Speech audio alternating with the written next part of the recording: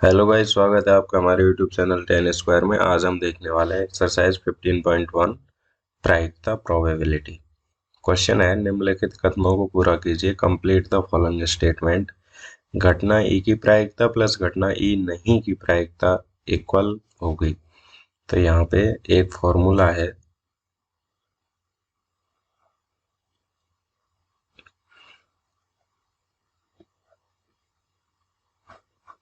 घटना ई की प्रायिकता, ये कोई घटना ले रहे हैं हम, कुछ भी हो सकता है, उसके होने की प्रायिकता प्लस घटना ई नहीं की प्रायिकता,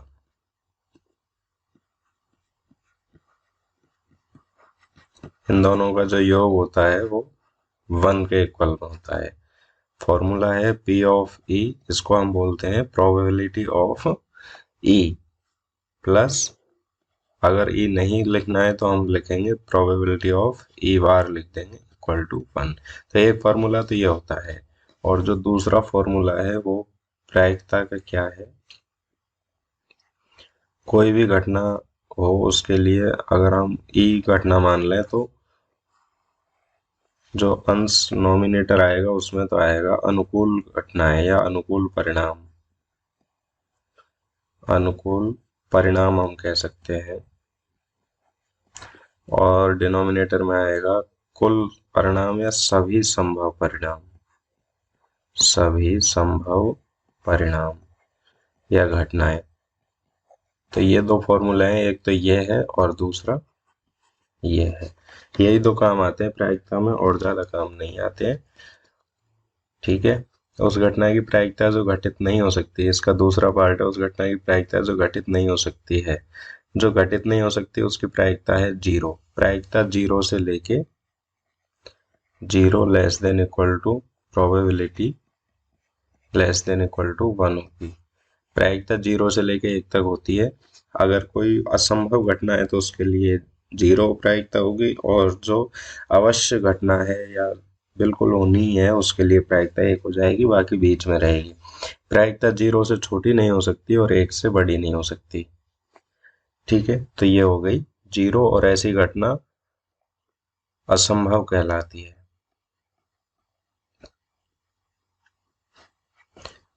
थर्ड है, उस घटना की प्रायिकता जिसका घटित होना निश्चित है, उसकी प्रायिकता हो गई 1।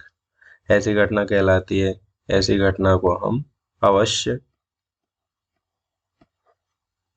या आवश्यक या निश्चित घटना कह सकते हैं। हम निश्चित, कंपल्सरी। फोर्थ पार्ट है इसका, किसी प्रयोग की सभी प्रारंभिक घटनाओं की प्रायिकताओं का योग 1 होता है। प्रायिकताओं का योग, सभी प्रायिकताओं का योग 1 होता है। और पांचवा है, किसी घटना की प्रायिकता 0 से तो बड़ी होती है, 0 less than equal to probability less than equal to 1, तथा 1 से छोटी या उसके बराबर होती है। तो यहाँ पे हम ऑप्शन भर लेंगे इनको। यहाँ पे हो गया 1, ये हो गया उस घटना की प्रायिकता जो घटित नहीं हो सकती 0, और इसको हम कहेंगे असंभव।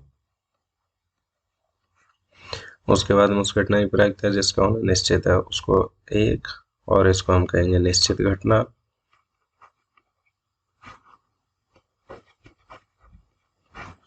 किसी प्रयोग की सभी प्रारंभिक घटनाओं की प्रायिकताओं का योग 1 होता है, और ये 0 से तो बड़ी होती है या उसके बराबर, और 1 से छोटी या उसके बराबर होती है। इस तरीके से हम कर सकते हैं। अब क्वेश्चन नंबर 2 है, निम्नलिखित प्रयोगों में से किन किन प्रयोगों के परिणाम संप्रायिक हैं, स्पष्ट कीजिए। सबसे पहले तो हम देख लेते हैं कि संप्रायिक परिणाम क्या होते हैं। वे परिणाम जिनकी समान प्रायिकताएं हैं या समान संभावनाएं हैं। समान संभावनाओं वाले परिणाम संप्रायिक कहलाते हैं। पहली बात तो ये पता होना चाहिए आपको, एक ड्राइवर कार चलाने का प्रयत्न करता है, कार चलना प्रारंभ हो जाती है या कार चलना प्रारंभ नहीं होती है। तो कार का चलना किस बात पे डिपेंड करता है, बहुत सारी चीजें हैं जिन पे डिपेंड करता है। एक तो अगर कार नई है तो कार तुरंत स्टार्ट हो जाएगी, कार अगर पुरानी है तो कार स्टार्ट नहीं होगी। इसमें फ्यूल भी मैटर करेगा, कार की कंडीशन भी मैटर करेगी। और इस तरीके से बहुत सारी चीजें मैटर करेंगी, तो ये सांप्रायिक परिणाम हमें नहीं देगा। तो हम यहाँ लिख देंगे सांप्रायिक परिणाम नहीं है।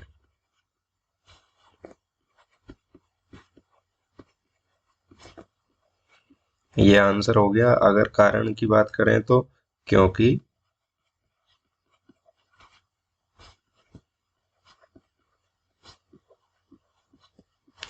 कार के चलने में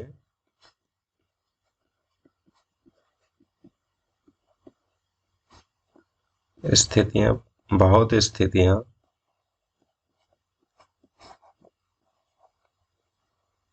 प्रभावित करती हैं।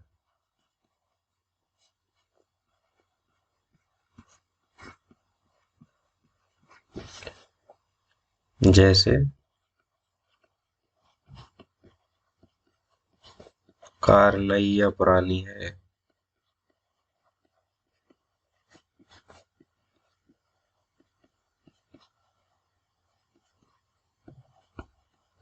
फ्यूल आदि भी इनको प्रभावित करते हैं, इसलिए ये परिणाम सांप्रायिक नहीं होंगे। दूसरा है, एक खिलाड़ी बास्केटबॉल को बास्केट में डालने का प्रयत्न करती है, वह बॉल बास्केट में बॉल डाल पाती है या बॉल नहीं डाल पाती है। A player attempts to shoot a basketball, she shoots और मिसेज द शॉट्स। ये भी सांप्रायिक परिणाम नहीं होंगे, सांप्रायिक परिणाम नहीं है।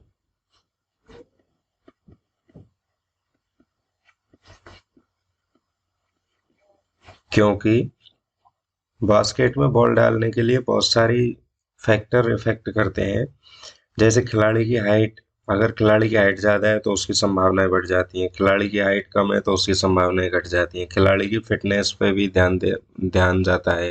खिलाड़ी अगर ज़्यादा फिट है और उसने प्रैक्टिस कर रखी है तो संभावनाएं बढ़ जाती हैं, अगर खिलाड़ी ने प्रैक्टिस नहीं की हुई है तो संभावनाएं कम हो जाती हैं। इसलिए ये परिणाम सांप्रायिक नहीं हो सकते, क्योंकि खिलाड़ी अगर बास्केट में बॉल डालेगा, इसको बहुत सारी स्थितियां प्रभावित करती हैं, जैसे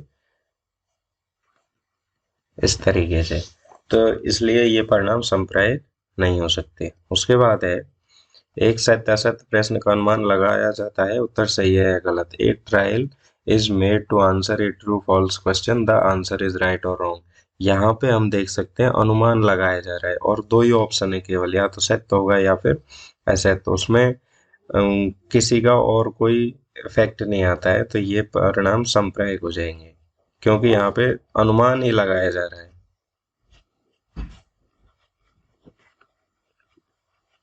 ट्रू और फॉल्स के कभी भी आए क्वेश्चन आता है तो वो हमेशा सांप्रायिक परिणाम होगा, क्योंकि यहाँ पे अनुमान लगाया जा रहा है, अनुमान में कोई सा भी सही हो सकता है। एक बच्चे का जन्म होता है, अगर यहाँ पे सैंपल बेस देखें तो ये होगा, या तो ट्रू होगा या फिर फॉल्स होगा। अगर दो ही हैं, दो ही परिणाम हो सकते हैं, तो इनकी जो प्रायिकताएं हैं, प्रोबेबिलिटी ऑफ ट्रू की होगी 1/2 एंड प्रोबेबिलिटी ऑफ फॉल्स की होगी 1/2। तो यहाँ पे इनकी जो प्रायिकताएं हैं वो बराबर हैं, इसलिए ये सांप्रायिक परिणाम होंगे। इसी तरीके से एक बच्चे का जन्म होता है, वह लड़का होगा या एक लड़की। A baby is born, it's a boy और ए गर्ल। तो ये भी परिणाम सांप्रायिक होंगे। सांप्रायिक क्यों होंगे? क्योंकि अगर देखो सिंपल सैंपल बेस बनाया जाए तो यहाँ पे या तो बॉय होगा या फिर गर्ल, ठीक है। तो यहाँ पे प्रोबेबिलिटी ऑफ बॉय की हो जाएगी 2, एंड इसी तरीके से प्रोबेबिलिटी ऑफ गर्ल की हो जाएगी 1/2। तो यहाँ पे नाम देख सकते हैं, ये सांप्रायिक परिणाम है, तो इसलिए ये इक्वल इक्वल होंगे। क्वेश्चन नंबर 3 है, फुटबॉल के खेल को प्रारंभ करते समय यह निर्णय लेने के लिए कि कौन सी टीम पहले बॉल लेगी, इसके लिए सिक्का उछालना एक न्यायसंगत विधि क्यों माना गया है? Why is it tossing a coin consider to be a fair way of deciding which team should get the ball at the beginning of a football game? देखो, सिक्का उछालना जो है वो हमेशा एक सांप्रायिक घटना है। सिक्का उछालना एक सांप्रायिक घटनाओं में से है।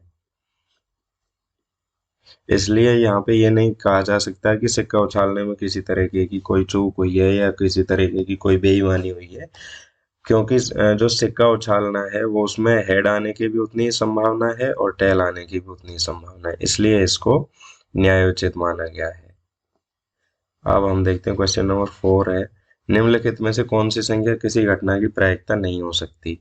तो हमने पहले देख चुके हैं, हम प्रायिकता की जो रेंज है वो 0 less than equal to probability less than equal to 1, probability 0 से लेकर 1 तक ही हो सकती है। अब इसके ऑप्शन देख लेते हैं। ए ऑप्शन दिया है 2/3, ये 0 और 1 के बीच में ही है, 0.66 आएगा। बी ऑप्शन दिया हुआ है -1.5, ये 0 से छोटा चला गया, नेगेटिव नहीं हो सकती प्रोबेबिलिटी, तो ये हमारा ऑप्शन हो जाएगा। एक तो ये नहीं है, एंड उसके बाद में सी ऑप्शन देखें तो 15%, परसेंट में को अगर नंबर्स में चेंज करें तो परसेंट हटाने के लिए हम 100 से डिवाइड कर देते हैं, तो ये भी क्या है 0 से 1 के बीच में आ जाएगी। एंड डी ऑप्शन है 0.7, 0.7 भी 0 से 1 के बीच में है, तो हमारा ऑप्शन ये प्रोबेबिलिटी नहीं हो सकती -1.5, इसलिए यही हमारा सही ऑप्शन है। उसके बाद में क्वेश्चन 5 है, उसके बाद में क्वेश्चन नंबर 5 है, प्रोबेबिलिटी ऑफ ई हमें दी हुई है किसी घटना के होने की प्रायिकता। प्रोबेबिलिटी ऑफ ई हमें दिया हुआ है 0.05, एंड हमें प्रोबेबिलिटी ऑफ ई नहीं की प्रायिकता हमें फाइंड आउट करनी है। तो यहाँ पे हम देख सकते हैं हमारे पास एक फॉर्मूला है, probability of E plus probability of E नहीं, किसी घटना के होने की प्रायिकता प्लस नहीं होने की प्रायिकता का जो सम है वो 1 होता है, ये फॉर्मूला है। तो यहाँ पे हम वैल्यू पुट करेंगे 0.05 प्लस पी ई नहीं इक्वल टू 1। पी ई नहीं की प्रोबेबिलिटी निकालने के लिए हम 0.05 का पक्षांतरण कर देते हैं, तो यहाँ पे आ जाएगा 0.95। तो किसी घटना ई के नहीं होने की प्रायिकता है 95%, 0.95 भी कह सकते हैं। इस तरीके से हमारा आंसर हो जाएगा। क्वेश्चन नंबर 6 है, एक थैले में केवल नींबू की महक वाली मीठी गोलियां हैं। मालिनी बिना थैले में झांके उसमें से एक गोली निकालती है, इसकी क्या प्रायिकता है कि वह निकाली गई गोली संतरे की महक वाली होगी। अब देखो थैले के अंदर कौन सी महक वाली है, नींबू की महक वाली।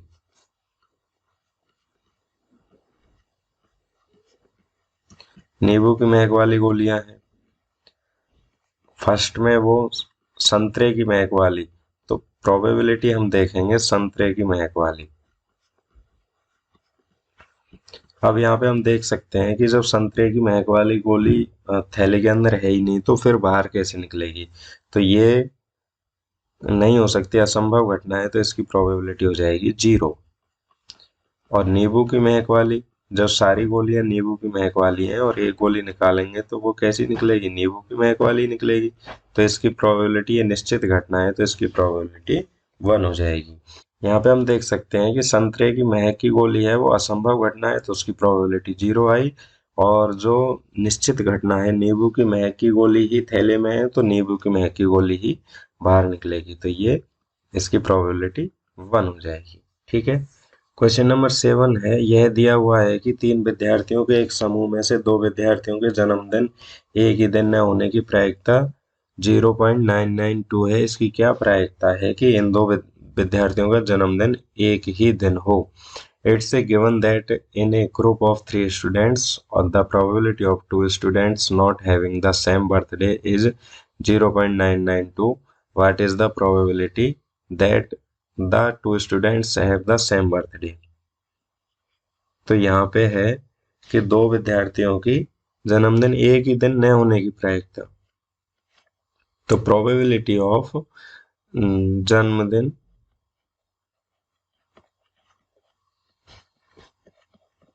एक ही दिन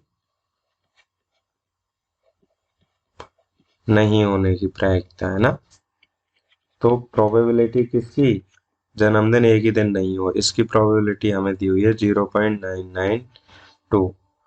तो हमारे पास फॉर्मूला है, अगर हम इस घटना को ई मान लें ठीक है, ये पूरी घटना इसको ही मान ले, तो यहाँ पे हमें गिवन क्या है, probability of E equal to 0.992। तो हमें फाइंड आउट क्या करनी है, जन्मदिन एक दिन होने की प्रायिकता। एक दिन नहीं होने की प्रायिकता है तो इसको हम ई बार से डिनोट करेंगे, नहीं होने को हम बार लगा देते हैं, किसी घटना की नहीं होने की देखेंगे तो उस पर बार लगा देंगे। तो हमें फाइंड आउट क्या करना है, पी ऑफ ई, मतलब जन्मदिन एक ही दिन हो इसकी प्रायिकता। तो हमारे पास फॉर्मूला है P of E plus P of E bar equal to 1। P of E equal to 1 minus P of E bar की हम वैल्यू पुट करेंगे 0.992। अगर माइनस करें तो 0.008। तो एक ही दिन जन्मदिन हो इसके लिए प्रायिकता है 0.008। अब क्वेश्चन नंबर 8 है, ये 7th था। 8 क्वेश्चन है, एक थैले में 3 लाल गेंद है और 5 काली गेंद है। तो लाल गेंद 3, काली गेंद 5 है। इस थैले में से एक गेंद याद रक्षा निकाली जाती है, इसकी क्या प्रायिकता है। तो हम यहाँ पे कुल गेंद, पहले तो कुल फाइंड आउट करेंगे कि कुल कितनी है। कुल गेंद है 5 और 3 को ऐड कर देंगे तो ये 8। ठीक है, अब इस थैले में से फर्स्ट है प्रोबेबिलिटी ऑफ कि वो गेंद कैसी हो, लाल। ठीक है, तो इसका फॉर्मूला है अनुकूल परिणाम, अनुकूल परिणाम बटे कुल परिणाम या सभी संभव परिणाम।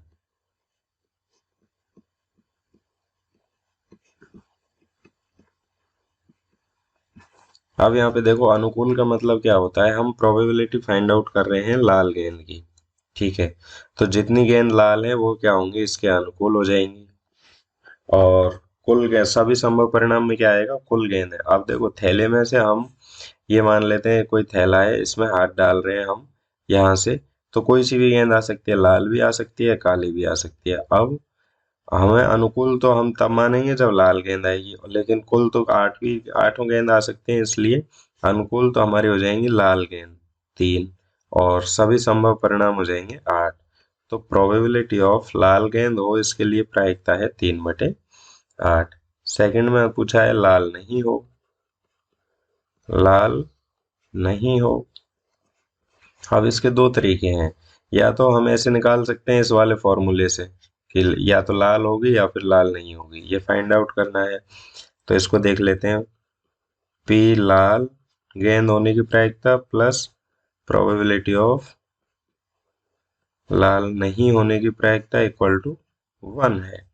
अब लाल गेंद की प्रायिकता हमारे पास है 3/8 प्लस प्रायिकता लाल नहीं होने की इक्वल टू 1।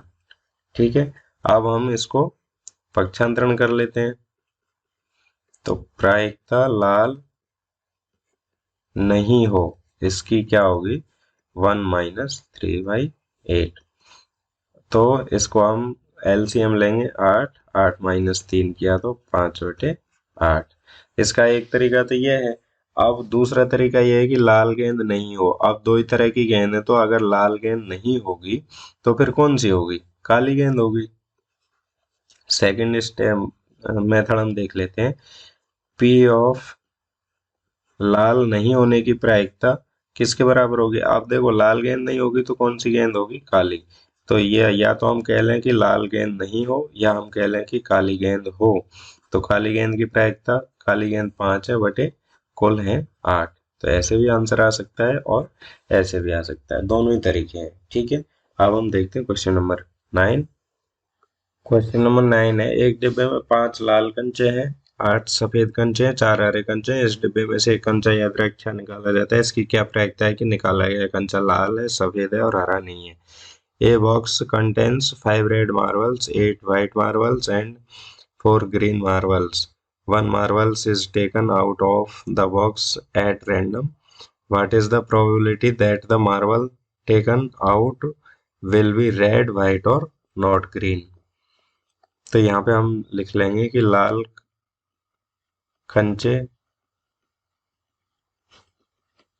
5 सफेद कंचे, 8 और हरे कंचे 4। अब इनको टोटल कर लेंगे तो कुल हो जाएंगे 5 8 13 और 4 17। ठीक है, तो हमें अब पहले फाइंड आउट करनी है प्रायिकता किसकी, लाल कंचा हो, लाल है। ठीक है, तो प्रोबेबिलिटी ऑफ रेड मार्बल्स, तो यहाँ पे आएगा अनुकूल परिणाम। फॉर्मूला क्या है, अनुकूल परिणाम बटे कुल परिणाम। तो लाल के अनुकूल क्या होंगे, 5। अब 5 मार्बल से अंदर रेड कलर के तो 5 ही निकलेंगे और कुल परिणाम हो जाएंगे 17। दूसरा है हमारा सफेद हो। अगर सफेद के लिए देखें तो कुल तो 17 है और सफेद कंचे कितने हैं, 8। तो ये प्रोबेबिलिटी हो जाएगी 8/17। और थर्ड में पूछा है कि कोई हरा नहीं हो, तो प्रायिकता हमें ज्ञात करनी है। तो हम निकाल लेंगे कि हरे कंचे की प्रायिकता निकाल लेंगे पहले।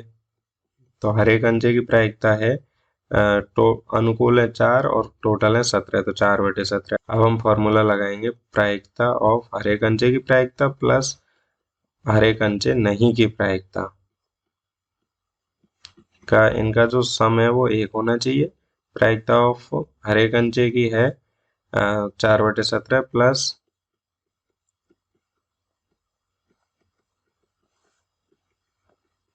प्रायिकता निकाल लेंगे हरा नहीं, तो इसकी प्रायिकता आ जाएगी 1 - 4/17। 17 लघुत्तम ले लेंगे तो 17 - 4, ये हो गई 13/17। ठीक है, तो ये हो जाएगा हरा नहीं हो, इसकी प्रायिकता है 13/17। 10th नंबर का क्वेश्चन है, एक पिगी बैंक में 50 पैसे के 100 सिक्के हैं, एक और रुपए 1 के। यहाँ पे हम लिखते चलते हैं साथ साथ ही 50 पैसे के सिक्के,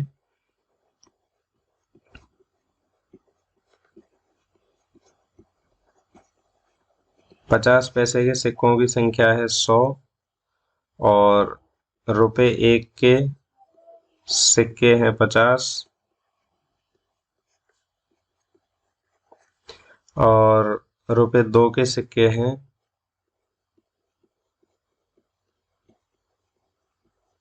20।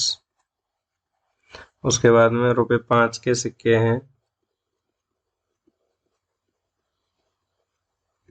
इक्वल टू 10 और इस तरीके से हैं। तो पहले तो हम देख लेंगे कि कुल सिक्के कितने हुए, तो यहाँ पे इनको ऐड करेंगे तो ये हो जाएगा 180।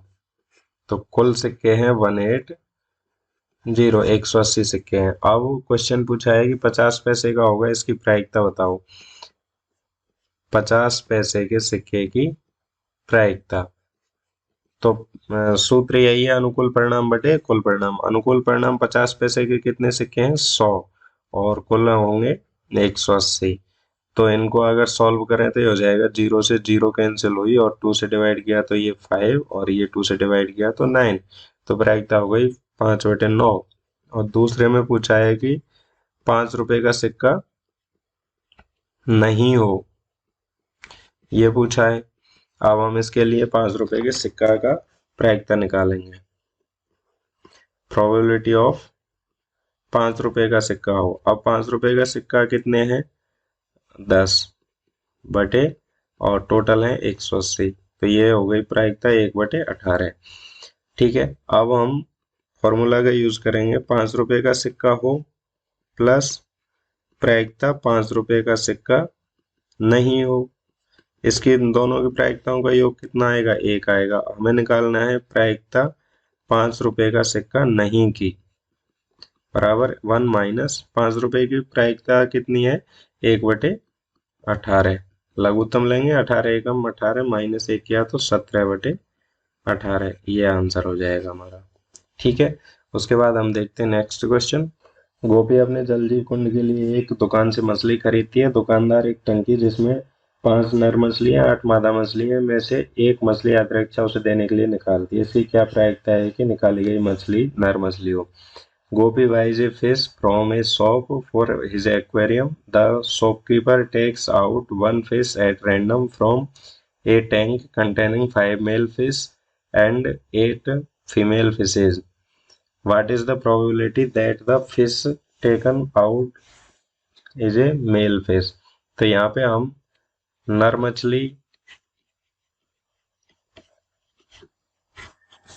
मछलियों की संख्या 5 है और मादा मछलियों की संख्या 8 है। तो कुल मछलियां कितनी हो जाएंगी? टोटल हो जाएंगी 13। अब हमें निकालनी है कि वो मछली है वो नर हो। तो प्रोबेबिलिटी ऑफ नर मछली मेल फिश इक्वल टू अनुकूल परिणाम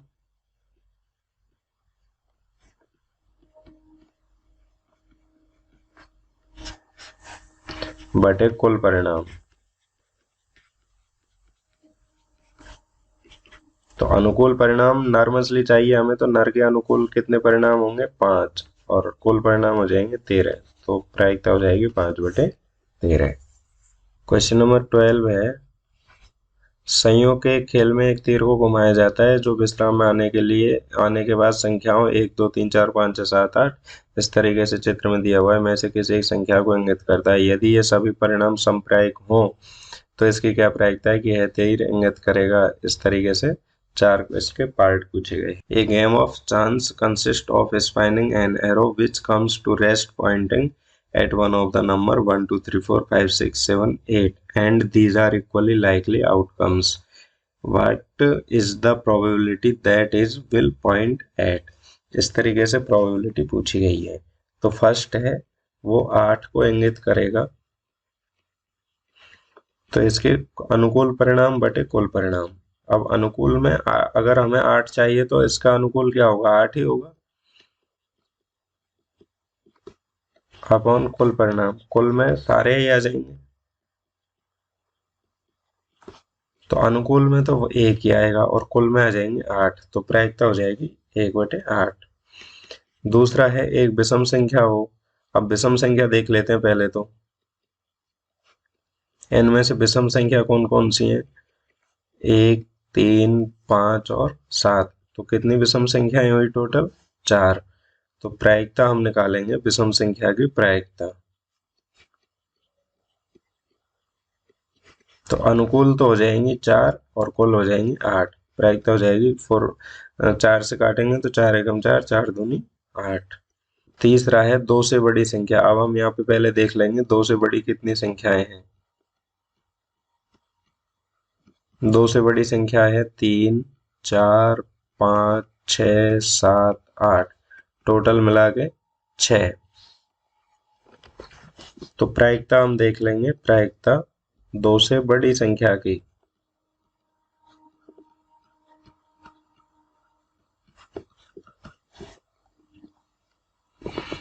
इक्वल टू अनुकूल तो 6 है और कुल परिणाम है 8। डिवाइड करेंगे 2 से, 2 3 जा 6 एंड 2 4 जा 8। तो ये आ जाएगा 3/4। और जो लास्ट है वो है 9 से छोटी संख्या को करेगा। तो 9 से छोटी संख्या देखेंगे पहले, सैंपल बेस बनाते हैं ना। 9 से छोटी संख्या क्या होगी? एक सारी संख्याएं 9 से छोटी हैं इसमें, तो टोटल मिला के हो जाएंगी 8। ठीक है, तो प्रायिकता किसकी? 9 से छोटी संख्या की प्रायिकता। 9 से छोटी संख्या तो अनुकूल हो जाएंगे 8 और कुल हो जाएंगे 8। 8/8 का मतलब हो गया 1। अगला है 13वां क्वेश्चन है एक पासे को एक बार फेंका जाता है, निम्नलिखित को प्राप्त करने की प्रायिकता ज्ञात कीजिए। पहला एक अवैध संख्या, 2 से 6 के बीच की स्थित कोई संख्या और एक विषम संख्या। ए die is thrown once, find the probability of getting a prime number, a number lying between 2 and 6 and odd number। तो यहाँ पे पासे को फेंक रहे हैं, पासे में कौन कौन से नंबर होते हैं, 1 2 3 4 5 6, तो कुल परिणाम तो हो जाएंगे हमारे पास 6। तो यहाँ पे हम देख सकते हैं कि अभाज्य संख्याएं कौन कौन सी हैं, जिनके केवल दो गुणनखंड हो, वो संख्याएं क्या कहलाती हैं, अभाज्य संख्याएं। और एक जो है वो ना तो भाज्य संख्या है ना ही अभाज्य संख्या है। तो यहाँ पे हो जाएंगे, एक तो दो अभाज्य संख्या है, 3 है और एक 5, टोटल मिला के हो गई 3। तो प्रायिकता हम निकालेंगे अभाज्य संख्या की, प्रायिकता कह सकते हैं, या पी कोष्टक में लिख सकते हैं अभाज्य संख्या इक्वल टू होगी अनुकूल परिणाम। अनुकूल परिणाम हो गए 3 और कुल परिणाम हो गए 6, तो प्रायिकता हो गई 1/2। दूसरा पूछा है 2 और 6 के बीच,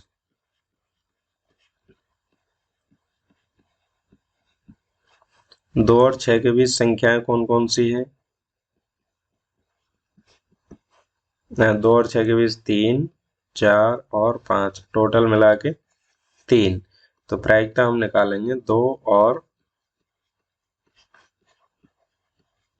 6 के बीच संख्या,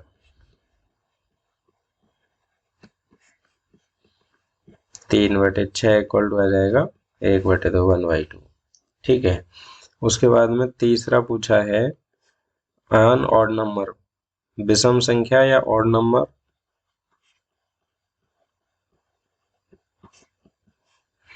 विषम संख्या कौन कौन सी है यहाँ पे, 1 3 और 5, टोटल मिला के देखें ये हो जाएंगे 3। तो प्रायिकता हम निकालेंगे विषम संख्या की, ये भी हो जाएगी, अनुकूल तो 3 और कुल परिणाम है 6, तो ये भी प्रायिकता हो जाएगी 1/2। तो सारे आंसर आ गए 1/2, 1/2, 1/2। ठीक है। क्वेश्चन नंबर 14 है, 52 पत्तों की एक अच्छी प्रकार से फेंटी गई एक गड्डी में से एक पत्ता निकाला जाता है, निम्नलिखित को प्राप्त करने की प्रायिकता याद कीजिए। लाल रंग का बादशाह हो, एक फेस कार्ड अर्थात तस्वीर वाला पत्ता हो, लाल रंग का तस्वीर वाला पत्ता हो, पान का गुलाम हो, हुक्म का पत्ता, ईंट की बेगम। One card is drawn from a well shuffled deck of 52 cards. Find the probability of getting, इस तरीके से ये दिया हुआ है। अब यहाँ पे कुल पत्ते कितने हैं, कुल पत्ते हैं यहाँ पे 52, टोटल कार्ड्स की संख्या है 52। ठीक है। और उसने कहा है पहला लाल रंग का हो, a kind of red colour, लाल रंग,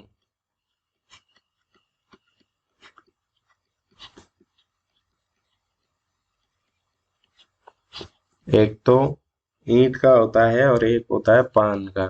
ठीक है। तो टोटल मिला के हो गए 2।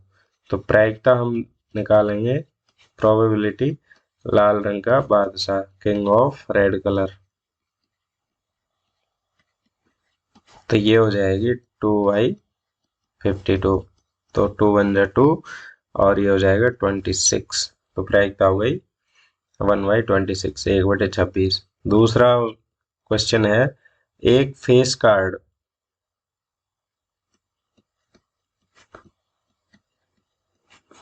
फेस कार्ड या तस्वीर वाला पत्ता। अब हमें देखना है कि तस्वीर वाले पत्ते कौन कौन से होते हैं। तो प्रत्येक कलर में 3 तस्वीर वाले पत्ते होते हैं, एक तो गुलाम, बेगम और बादशाह। तो 4 कलर है, टोटल मिला के हो जाएंगे 4 × 3 = 12। ठीक है। तो प्रायिकता हो जाएगी, प्रायिकता ऑफ फेस कार्ड, तो अनुकूल परिणाम हो जाएंगे 12 और कुल परिणाम हो जाएंगे 52। 4 से डिवाइड कर लेते हैं तो 4 3 जा, और इसको कर लेते हैं तो 13। तो प्रायिकता हो जाएगी 3/13, 3/13। ठीक है। उसके बाद में थर्ड है लाल रंग का तस्वीर वाला पत्ता, लाल रंग भी होना चाहिए और तस्वीर भी होनी चाहिए। लाल रंग का तस्वीर वाला पत्ता कितने होंगे, लाल रंग के 2 कलर हैं और प्रत्येक कलर में से 3 पत्ते तस्वीर वाले हैं, फेस कार्ड है, तो ये हो जाएगा 3 × 2, 6। ठीक है, तो यहाँ पे हो जाएगा लाल रंग का तस्वीर।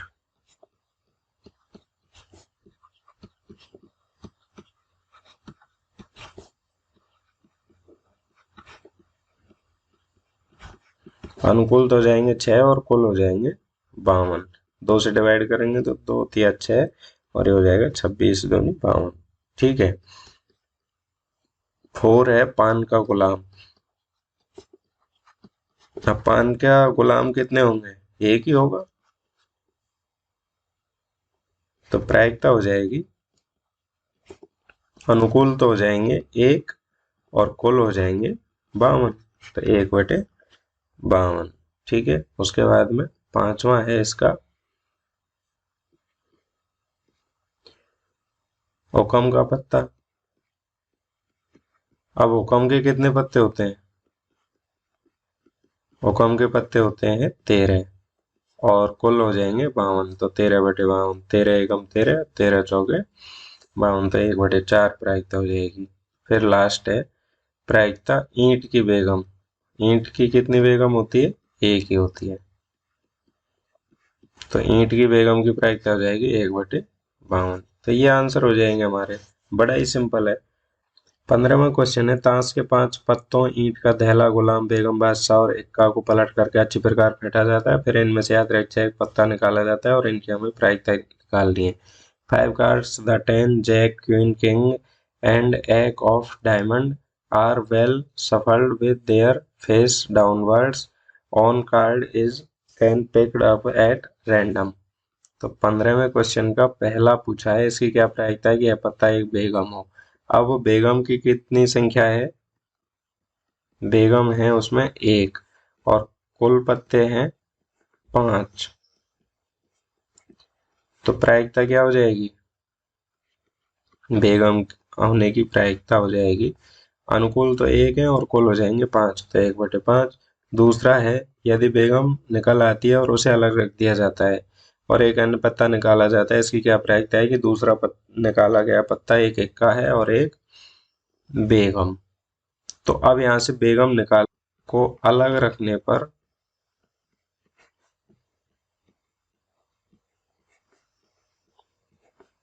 अब शेष पत्ते, भाई बेगम तो हमने अलग ही रख दी, तो 5 पत्ते थोड़ी बचे, अब तो कितने बचे? 5 में से एक बेगम हटा दी तो अब बचे 4। अब हमें निकालना है इक्का। अब इक्का कितने हैं उसमें? एक ही है, तो अनुकूल परिणाम तो 1 हो जाएंगे। और अब हमारे पास कुल पत्ते कितने बचे हैं? 4, तो प्रायिकता हो जाएगी 1/4। और दूसरा है इसका पी, प्रायिकता निकालनी है हमें बेगम होने की। अब उसमें बेगम तो हमने अलग ही निकाल के रख दी, तो बेगम तो उसमें है ही नहीं, तो प्रायिकता हो जाएगी 0। यह असंभव घटना में आ जाएगी, तो प्रायिकता 0 हो जाएगी। ठीक है।